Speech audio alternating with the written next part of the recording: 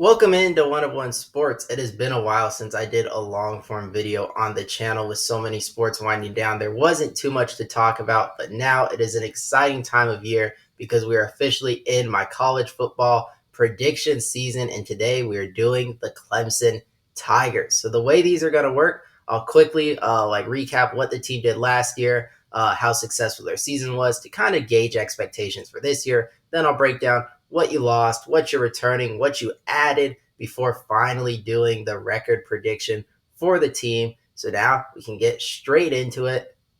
Last season, the Clemson Tigers went 10-3 and then lost in the first round of the playoff to finish 10-4, losing to the Texas Longhorns, having like a pretty improbable comeback, but then weren't able to fully come back. Cade Klubnik played one of his actual best games of the season despite the loss, and over the full course of the year showed a ton of improvement. And in a lot of ways, last year was all about Clemson bouncing back because 2 years ago, they had lost or they hadn't even made the ACC title game. Last year, they get back. They sneak into the playoff by winning the ACC title game once again because obviously they've been one of the best teams of the past decade or so, but they had kind of started to fade and fall away from where they were at. And though they didn't reach quite the mountaintop they had been at before, by having dynamic receivers once again, Bryant Wesco and Tony Williams, TJ Moore, who we'll talk about later, in the vein of guys like DeAndre Hopkins and T. Higgins and Mike Williams and Sammy Watkins, and then Cade Klubnik not being quite as good as Watson or Lawrence, but having elite quarterback play, and then having this like pretty fearsome D line with T.J. Parker and Peter Woods. They got back to their roots in a lot of ways and returned to what a lot of our people my age have come to know as Clemson football. So overall, I would say last year was a success getting back to the playoff for the first time in a little while, winning the ACC for the first time in a couple of years, and now it sets the bar pretty high for this year. In terms of what Clemson lost, it's not much. Like, it's Phil Maffa, your leading rusher. Yes, that's a big loss. And then Jake Brittingsule, your top tight end, you lost. And then on defense, it's Barrett Carter, one of your best linebackers, and RJ Mickens, one of your best safeties. But outside of that, this is a team leading college football in returning production at 81%, the only team over 80. You're returning all your best receivers, TJ Moore and Tony Williams, Bryant Wesco. I already mentioned them. Cade Klubnik, I already mentioned. The whole O-line is back. Defensively, Peter Woods, TJ Parker, Sam Brown, Wade Woodaz, Avion Terrell, Hampton, Jaden Lucas, Khalili Barnes. It's all back. There's so much returning talent, and that is going to be a big reason Clemson will be one of the most talked about teams this upcoming year and will receive a lot of hype. In terms of what they added, usually for Clemson, this would be where you talk about the couple of recruits they had. And though recruiting was down, Dabo Swinney actually went into the transfer portal. He got Will Help, a good edge rusher that will form a pretty fearsome duo with TJ Parker on the edge. And then Tristan Smith, who I haven't seen play, a wide receiver from Illinois State, but was pretty highly coveted and should add to the receiving core. And then Jeremiah Alexander, a linebacker from Alabama, to bolster that group.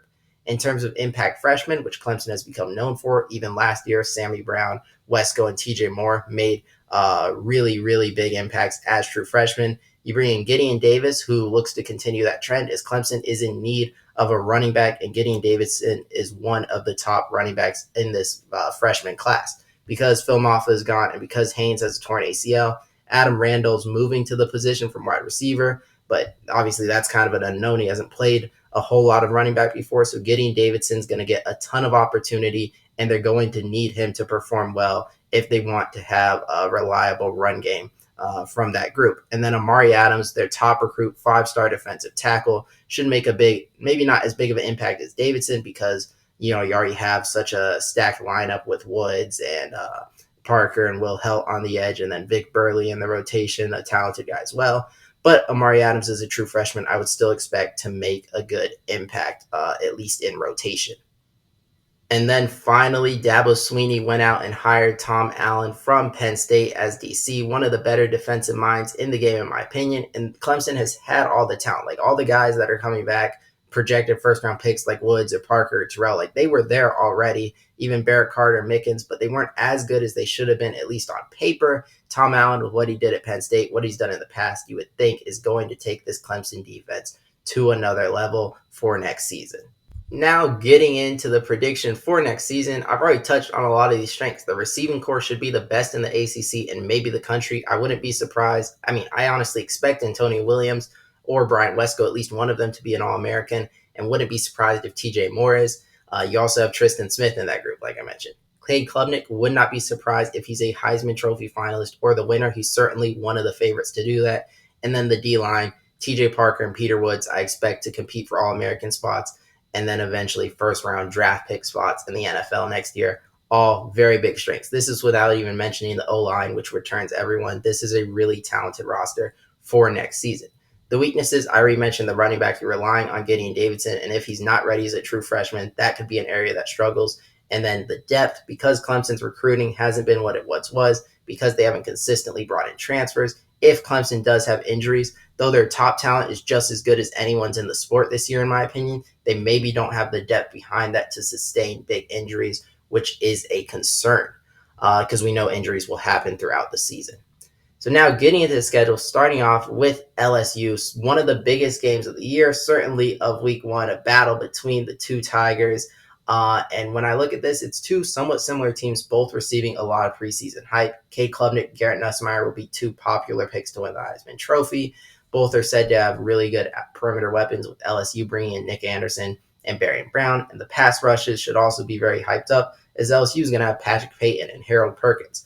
But when I look at this game, I think Cade Klubnik, well, I think first off, LSU losing Will Campbell and their other lineman, I'm forgetting his name at the moment, is going to leave a somewhat depleted offensive line, while Clemson's will be very experienced, so they're better equipped to handle the pass rush of LSU. And then Cade Klubnik's better prepared to make plays with his legs than Garrett Nussmeier, and also will have better perimeter options in his receivers, despite LSU's also being good.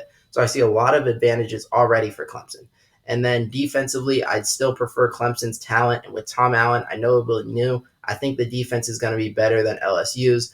I also think they're at home, and LSU has shown year in and year out an inability to win these week one games. So I will go with the Clemson Tigers. Somewhat, not like a big win, but I'm pretty comfortable in picking Clemson to win this game. And then I respect Troy, but I'm obviously going to pick Clemson to win that. That would be a shocking upset. Then another huge game in Georgia Tech, who returns Haynes King, who returns Jamal Haynes. You bring in Eric Rivers. Malik Rutherford's back. Georgia Tech is going to be at home. They've been great in big games under their new coach. I'm forgetting his name. But yeah, like last year, they took Georgia down the wire. They've great record against top 25 teams. So Clemson has to be on high alert. But I do think because of Clemson's physical dominance at the line of scrimmage, I think they'll be able to really limit Georgia Tech's running attack. And I'm not sure I trust Haynes King to pick apart this Clemson defense through the air.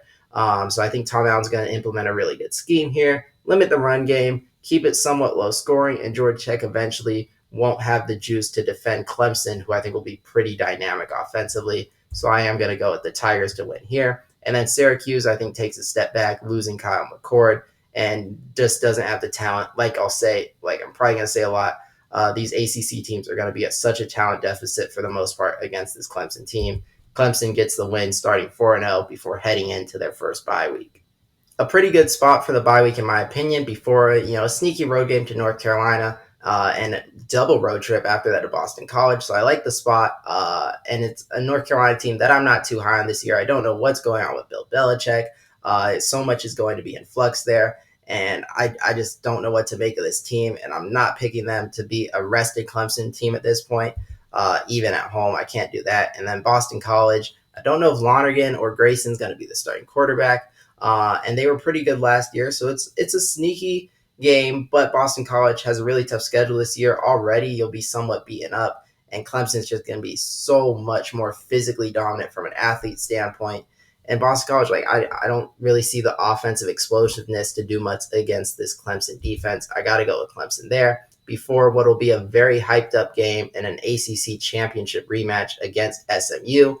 And look, when I look at these teams, I think SMU, despite returning Kevin Jennings and RJ Maryland, should be a really good tight end. You lost so much from a pass rush that was one of the strengths of the team. You lost a lot of the run game. The receivers aren't quite as good in my opinion, but I mean, Brinson and Hudson should be good.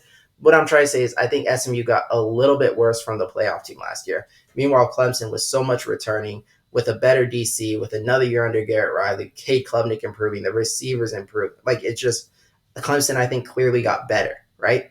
And the last time we saw them play, Clemson looked a tier above SMU athletically. They were coaching better. And sure, SMU maybe have experience with that, but I think Clemson, the gap just got a little bit wider from last year.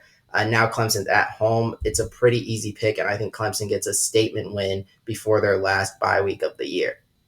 This sets up what I think is going to be a sneaky big game against Duke. You'll see later this week when I do more ACC content. If you guys watch, I'm probably higher than just about anyone on the Duke Blue Devils this year. But even I, to go on the road against Clemson coming off a bye and pull off that upset, like, I like Darian Mensah. I think they got a good pass rush. They got some standouts in the secondary. The O-line should be good. Like, I think Duke is legit this year. But I mean, this would be a shocking upset. And I mean, if they could pull it off, hats off to them, but I cannot pick that. And then Florida State, I think they'll be better than last year. It's hard to be worse. But yeah, I mean, Thomas Castellanos is fine. They like Deuce Robinson, Squirrel White were some nice pickups. But overall, you rely so much on the transfer portal. I don't think he brought in the guys this year to compete with like the 2 years ago squad that went undefeated in the regular season. I think at this point, they're just going to be about an average level ACC team, and average level ACC teams don't go on the road and beat Clemson.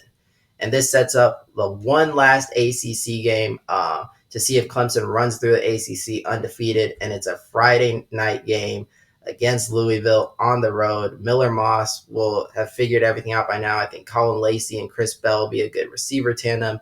I think Louisville's going to have one of the best run games in the league, and the defense, I think, could be good by this point in the year. I don't like the Friday night road game. I know it's not, like, statistically, I don't think it's harder, but there's something weird about these week night games to me, not on the Saturday, and Louisville being a really good team at home in what's kind of like their Super Bowl of the year. Clemson, I do think, gets upset here. I mean, it's really tough to finish conference play undefeated. It almost never happens. And when you have, like, at Georgia Tech and you have so many road games, you play SMU, you play Duke, I don't think this is an easy schedule for Clemson. I'm expecting at least one loss in ACC play. I could have gone with Georgia Tech. I could have maybe pulled one of the upsets in the middle, Carolina, Boston College, but those would have been really shocking. So it was really between Tech and Louisville for me. I was going to pick one. And ultimately, I went with the Louisville Cardinals to get the Clemson Tigers in this spot. But obviously, I think Clemson bounces back against Furman and then plays their second SEC opponent, to bookend the year. They started with LSU. They finished with their rival South Carolina as always. Last year, South Carolina went into Clemson, beat them after Clemson had led like the whole game. It was a pretty crushing loss, but then Clemson got a second chance because Miami choked. So they still get into the playoff. It was really crazy to see. This year, I think Clemson probably returns the favor. I mean, I think Sellers versus Klubnik should be a great quarterback battle, but Clemson has so much more perimeter talent than South Carolina, and just as good as talent in the trenches, probably better. So yeah, I think Clemson's just the better team for this year, and I think they will win the rivalry and finish with a final record of 11-1. This poises them to be, probably in the ACC title game, potentially in the college football playoff. All those predictions coming out soon, so stay tuned to follow what I have for that. If you guys enjoyed the video, make sure to leave a like, subscribe, and if you have any teams you want me to get to, feel free to comment down below. I'll try to get to it. Until then, thank you guys for watching, and until next time.